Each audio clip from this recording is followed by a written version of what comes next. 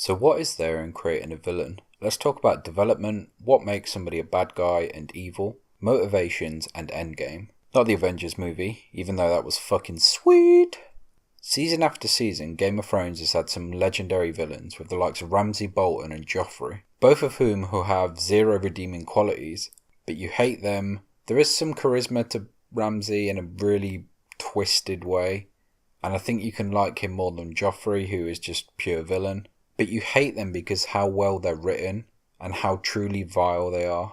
Then we've had the looming threat of the Night King, the legendary 1,000-year-old face of death, fabled to bring back the long night and winter to Westeros. And Cersei, who season after season has added to a list of evil things she's done, aiding Joffrey, blowing up the Sept, torturing the Martells. But at the heart of these decisions, there has always been a reason. Whether it's to protect her children, avenge herself, or avenge her children, she has a purpose. She spent 8 seasons of building character towards this, doing truly despicable things. Now in Season 8 Episode 5, we had the reveal of Dany turning into the Mad Queen. Many fans have said they think it was rushed, but there is a massive portion who believe it's been coming. But has it? Let's compare Dany to Cersei. Dany has many times said she would burn King's Landing to the ground. I am not your little princess. I am Daenerys Stormborn of the blood of old Valyria, and I will take what is mine. With fire and blood, I will take it. But she said that line as many times as she said this one, not wanting to be the Queen of the Ashes. I am not here to be Queen of the Ashes.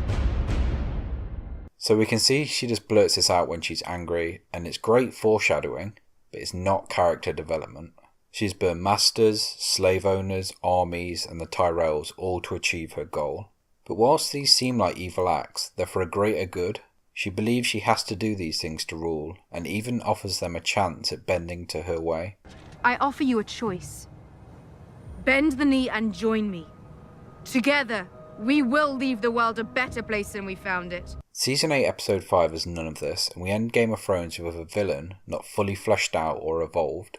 Look at Dany and look at Cersei, and tell me who has been leading to this moment. What both Dany and Cersei share is ruthlessness, which I think is massively important for a villain, but the best way I could put it is Dany needed that extra season to really build up her character. If we look at moments where Cersei blew up the Sept, for example, let's take that. You can see the pleasure in her face when she's achieved this. Only when she loses her son does she feel any kind of remorse. And it's not remorse for what she did, it's that her son then took his life. It wasn't the thousands of innocents she killed, it wasn't the effect it had on the town, it wasn't the fear she spread. All she cared about was herself and her children. Now we take a look at Dany. She wants to create a new world. She sees hope, and everything she does with the purpose of bettering the world in her eyes. None of this is ever vindictive. It's not what Cersei's doing. It's not revenge. It's trying to create something. So when people say we've had 8 seasons of Dany building up to this, sure, we've had 8 seasons of Dany being ruthless, but there's a difference between that and being evil. They've built her up as this badass, ruthless character that will do anything to achieve what she wants. The difference is Cersei, she wants destruction, she wants power, she wants control. Dany wants power and control as well, but for a different reason.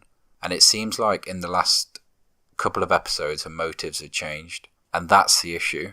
Whilst you can draw conclusions from previous seasons, no longer does she want to change the world and break the wheel, she wants to destroy the world. She burnt everything she could.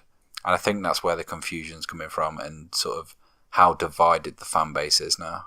The upsetting part of it is, I think if they managed the extra season, built up Dany turning mad, everyone around her scared, fearing what could happen, and this really tense atmosphere going into it. Maybe during the battle Rhaegal was taken down instead of randomly flying around. There was some emotion to it and finally she snaps. That's all she can take. She flies over, burns the Red Keep, and then starts to burn the city. She sort of has a thirst for blood at that point. That would have been an incredible way to finish the show, and it's probably how they're going to do the books.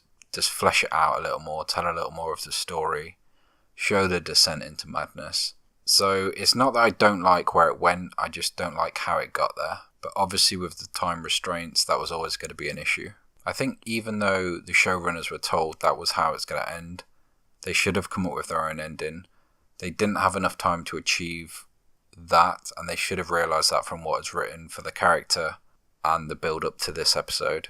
They should have had the Night King or Cersei being the big bad, and somehow it finishes around that. It could still end with Dany maybe going kind of mad once they had won and Jon has to kill her or something like that, but they didn't have the build up to pull this off, which is why it feels a little off for most fans. Now, I'm not saying I don't like the reveal of Dany as the Mad Queen. I always thought it was going to happen, but they haven't developed it to the stage they've developed Cersei. When she blew up the Sept, you could see her turning mad. You had development, the character was evolving, you saw reason for it. This was like a switch was flipped. They didn't have the time to flesh it out, and this is probably why so many people feel cheated by it. But as always, I want to hear your thoughts, so let me know in the comments what you thought. Did it work for you? What theories you want to see next, or what videos you want to see next. But until next time.